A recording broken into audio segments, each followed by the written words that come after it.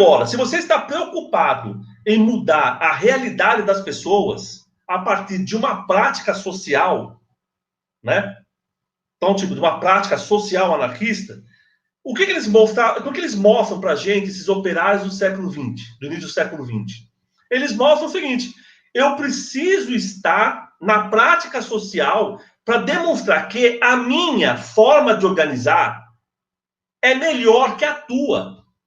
É isso que eles colocam. Eles querem evidenciar que a nossa forma de organização, que implica autogestão, que implica ação direta, né? Que implica federalismo, entre outras coisas, é muito melhor do que centralização, é muito melhor, né, do que hierarquia. Porque senão, galera, se não funciona, como é que você vai convencer as pessoas?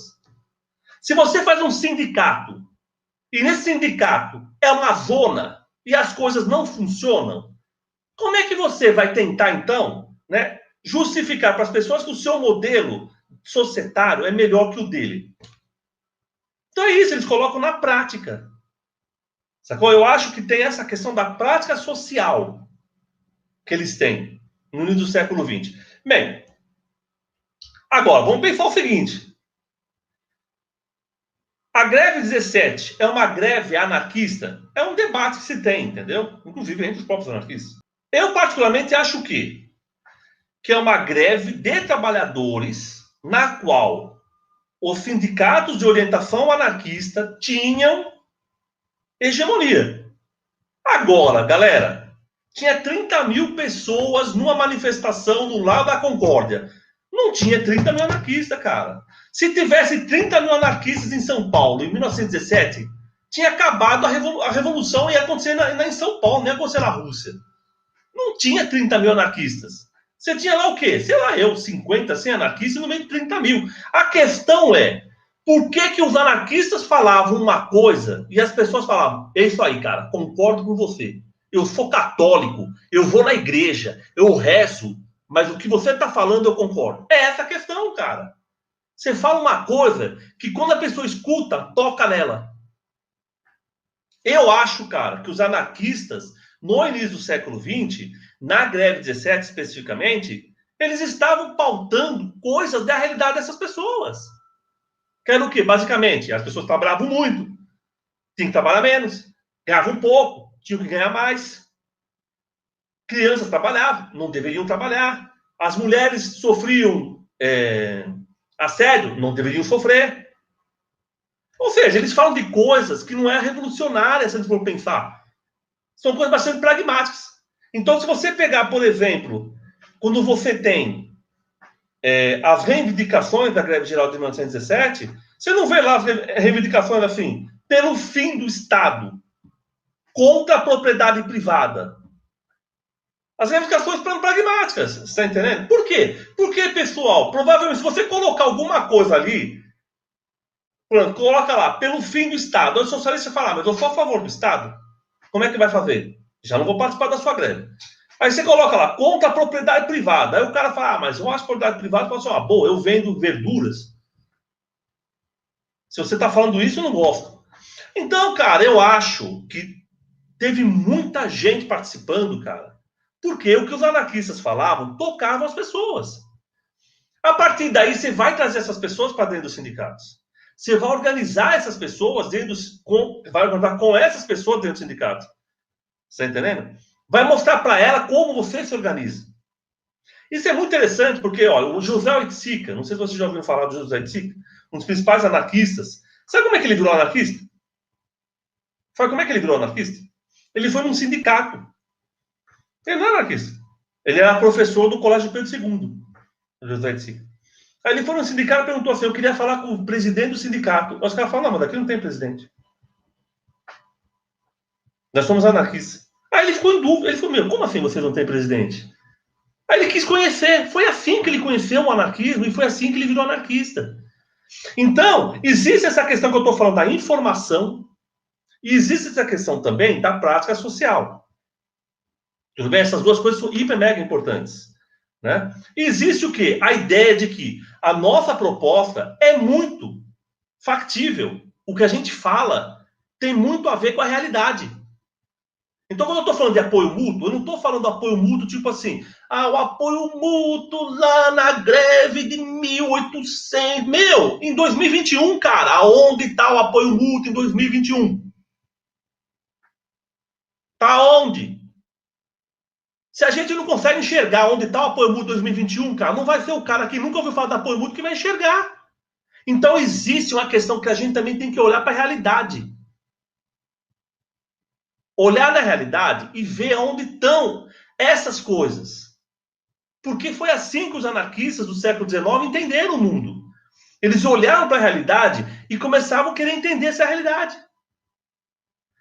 Né? Então eu acho que tem muito de anarquismo, de apoio mútuo no século XXI. Mesmo de pessoas que nunca ouviram falar de anarquismo. E para mim, pouco importa isso. Não vai chegar lá você com o livro do Bakunin e falar, meu, você sabia que o Bakunin já tinha falado isso? O cara fala, meu, quem que é o Bakunin na fila do pão, cara?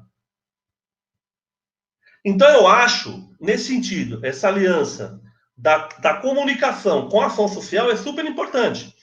Né? A comunicação para destravar falsos conhecimentos sobre o que é o anarquismo, principalmente na internet hoje em dia, e a ação social para colocar em prática as nossas ideias. Porque a gente colocar em prática e não funcionar, a gente também tem que fazer uma reflexão, cara. Você vai falar, meu, peraí, o que o Bakunin falou em 1870 servia, mas não serve mais em 2021. Ou pelo menos da forma que a gente está fazendo, não está dando certo. A gente vai ter que pensar numa outra forma. Porque o Bakunin não tem culpa, cara. Faz 150 anos que ele morreu já. Você tá entendendo? Então a gente tem que fazer essa preparação, porque o Bakunin e o Kropotkin, eles estavam pensando na realidade. Eles estão fazendo coisas para a realidade deles, galera. Eles não estão fazendo coisas para a realidade de 2021. Se a gente pegar o negócio e trazer para hoje, não, funciona do mesmo jeito, cara, a gente corre o risco de estar errado. Por quê? Porque, cara, eles estão falando de outras coisas, entendeu? Quer dizer, estão falando de espaço e tempo completamente diferente do nosso. Então eu acho que é isso que a gente tem que pensar. Como que é essa realidade. Né? Primeiro, o que a gente quer. Eu acho que a primeira coisa, Henrique, o que a gente quer? A gente quer o quê? Que todo mundo vire anarquista? Se a gente quer isso, então eu acho que a gente vai ter que fazer outras coisas. Né? Não, a gente não quer que todo mundo vire anarquista. Então a gente quer o quê? A gente quer tensionar na sociedade, criar tensões na sociedade, demonstrar que essa prática social que a gente vive não serve, não funciona, não é boa. E a gente tem propostas que possam ser factíveis para essa sociedade. Então, acho que são essas coisas para a gente pensar. Né? Então, como fazer com que o anarquismo chegue mais perto da pessoa, eu acho, e os anarquistas do século XX, do início do século XX, mostraram para a gente mostrar que ele não é um bicho-papão. De que muito da prática das pessoas tem, às vezes, coisas que o anarquismo, né, de certa forma, fala. Que é o apoio mútuo, a colaboração entre as pessoas, a possibilidade de você conviver sem hierarquias. Enfim, então, para começar, eu acho, pensando por aí, Henrique, né,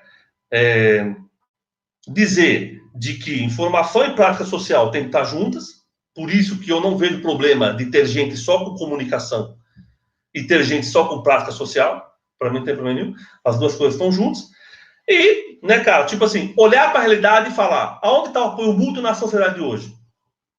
Ah, tá aqui. Como é que a gente pode fazer com que esse apoio mútuo se expanda cada vez mais? Então, eu acho que são essas questões para a gente pensar.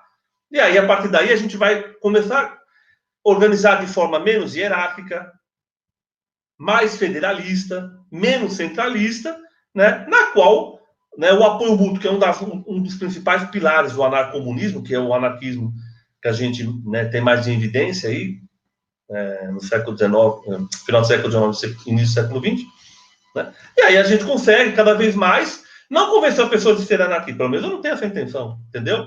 Mas de que a nossa prática social, ela é factível, ela funciona na nossa sociedade, cara, né? E melhor, ela agrega mais pessoas, ela não é discriminatória, ela não faz com que pessoas sejam divididas, né?